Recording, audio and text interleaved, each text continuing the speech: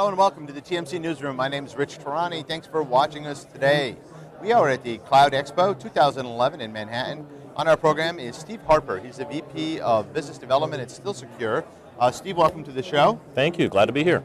So tell me a little bit about your company. Well, StillSecure is a managed security service provider. We're a small company, about 80 employees based in Boulder, Colorado. We've been around for about 10 years. We actually cut our teeth in the Department of Defense, so we run much of the Navy network, and there's a number of things we do for them that, frankly, I don't know because I don't carry those clearances and I'm on the commercial side of the house. But on the managed security side and the commercial side, we partner with folks that are service providers, data centers, co-location providers to provide security in the cloud and in colo and hybrid environments that encompasses everything from firewalls to file integrity management, basically what we call the entire PCI stack, if you will. And who are your typical customers? Typical customers are going to be things like mid-sized banks and credit unions, e-merchants, so anyone who has PCI compliance issues that they need to deal with. Those are very good customers of ours. However, they're the end customer of our partner, so we're a channel-focused company. So someone who's co-locating or setting up some sort of an environment in a Via West or a Peak 10 or a core site will then turn to us to provide the layers of security that they might need, whether that be a firewall, an IDPS, or whatever. How have you seen the market evolve over the last few years? You know, it's very interesting because one of the things we talk about is the bad guys are getting worse, and they're smart, and they're well-funded.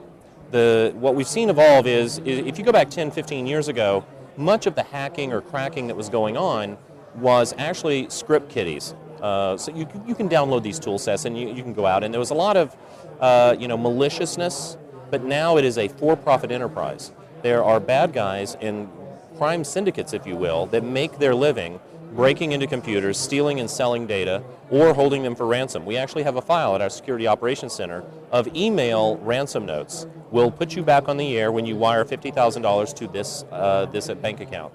That's been the biggest thing that we've seen change from the bad guy perspective, is it is now a criminal enterprise that is well-funded. On the technology side, the thing that people forget is 92% on last survey, 90% of corporate data is available through some sort of web browser. So whether it's a web app or available, and yet the typical standard firewall that we're using today isn't looking at port 80 or port 443 traffic. So the web application firewall is now becoming the standard de facto state of defense that you need just as you needed a firewall 5, 10, 15 years ago. So it's getting kind of scary out there, isn't it? It's very scary. It's very scary. I mean, if you look just at the headlines over the last week, 2 weeks, 3 weeks, and we're finding out that there are nation states that are funding attacks, as well as, like I said, the criminal enterprises. And it's really easy to become a hacker. Do some Google searches on any kind of hacking tools, and you can buy them. And you're off and running. And you're off and running as a hacker. It's really kind of frightening. You can rent a botnet from a criminal enterprise for, I think it's $500 a day, and go hit a DDoS attack on your competitor. So I, today, if I wanted to take Cloud Expo off the air, could go for $500 a day, do a distributed denial of service attack simply by putting my credit card. Now, why you would give your credit card to a hacker, I'm not sure, but they do. They have e-commerce on their hacking website. Send us your credit card, we'll send you a botnet. It's fascinating. And scarier than ever, right? It's scarier than ever right now, and that's the thing that the small to mid-sized enterprise doesn't understand. In fact, the FBI seems to think that roughly 75% of small to mid-sized enterprises are compromised in some way, they just don't know it. Right. I remember SQL Injection, I believe. That was one of the challenges that was going around a few years ago. And it still is. SQL injection attacks are incredibly malicious in that it's not picked up by the normal firewall, and it looks, you can go to any website and you type in a SQL string in the username and password, and you just might get a data dump, depending on how poorly or poorly written code is not the right word, but poorly scrutinized code on a web, in a web application. Yeah, it's really, I mean, I've seen a lot of these attacks personally, so I know that it's getting much worse and it's getting scarier. And the other thing is that I think there was a recent case with Sony that the hackers were, I think they fooled Amazon, or somehow they used a legitimate account from Amazon to actually use Amazon servers to attack Sony. That is correct.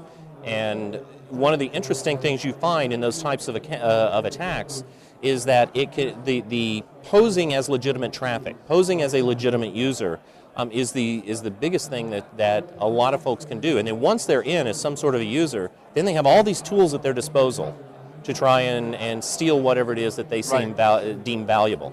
The biggest challenge we have in the cloud right now is intra-VM traffic. So we say, oh, it's a public cloud. Okay, if I want to attack Amazon, I don't attack it through the front door. I whip out my credit card, I spend $9, and I spin up a virtual server, and then I start finding a way to break out of my virtual machine, go through VM to VM traffic, and then move on from there with my attack. So what's next for the company? Well, we just launched our cloud security platform, so we're actually watching intra-VM traffic. That's going to be rolled out. We have a number of new things coming along. We're looking at multi-tenant devices, which is moving a little bit downstream for us so that smaller hosting providers and smaller cloud providers can now offer the same kind of security for the $200 a month person as opposed to somebody who's spending $2,000 or $3,000 a month on their environment. That's great. Well, thanks so much for coming on the program. Thank you. It was a pleasure. Great to see you.